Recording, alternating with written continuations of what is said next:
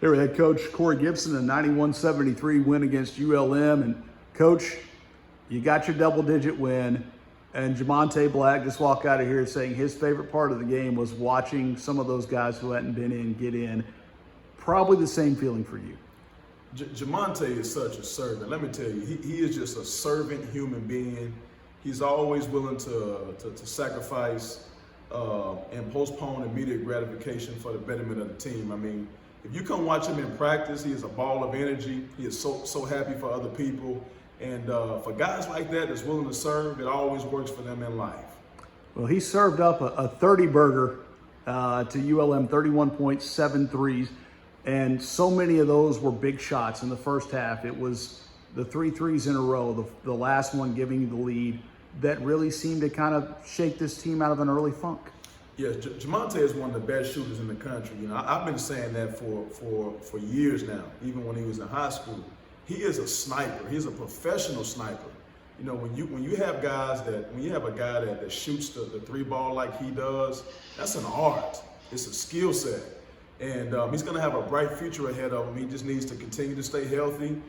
You know how it is when you become an older player, but he does a great job of getting his prehab and rehab in and taking care of his body. But one thing Jamonte understands is that in order for him to be a great shooter, he has to have teammates that's willing to serve him. And we got a group of guys, you know, that played tonight. Haney and Sharp, you know, they've had games where they've altered between who's been the leading scorer or whatnot. But they're okay with Jamonte stepping up, being the leading scorer tonight, and even the rest of the guys on the team. But most importantly, I was proud of how we rebounded the basketball. Big Wilmore played his behind off, and adding Majak Queth. I think he may have had double-digit rebounds, and Jalen Hampton is always on the glass. But just glad in how our guys just serve each other and play their behinds off for the university and for the community. 25 offensive rebounds, I believe, and so. And Jamonte mentioned it too, talking to him, that led to some of those second chance threes. It leads to some second chance buckets, and those can be backbreakers at times.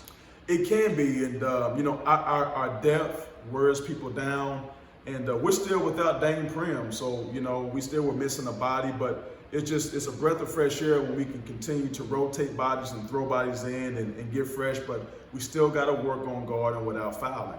That's that's an area we really got to grow in, and we're getting too close to people. We got to be at least an arm's length, but we'll get back to work and get that fixed. Majak Queth, you touched on it. He got his first points and 10 rebounds his first game out.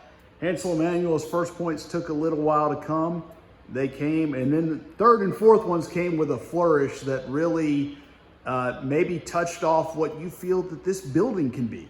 Absolutely. This building has the potential to be electrifying. It's slowly but surely getting where it needs to be, but rest assured, you know, people know when they come, they realize that these guys on this roster, they lay it on the line, and it's worth your while just to come see them. I mean, these guys, they play the right way, they serve each other, and they're laying it on the line, not for themselves, but for the university and the community. Just make sure, just come out and pay attention, and just take in what these guys are bringing to the table and how resilient they are. And happy for Hansel Emmanuel. He is a tremendous story. Glad to see him get out there tonight and just do what he always does and just play with a free spirit. And he doesn't take any player second for granted. You mentioned, I want to say it was at Central Arkansas in the locker room, that you looked at him and said, your time's coming, your first points are going to come. And sometimes that goes unseen, the work behind, the work while you wait. He continued to work. He gets paid off tonight. Yes, it's you know, he's not an entitled person. You take the Illinois State game, he missed 3 free throws.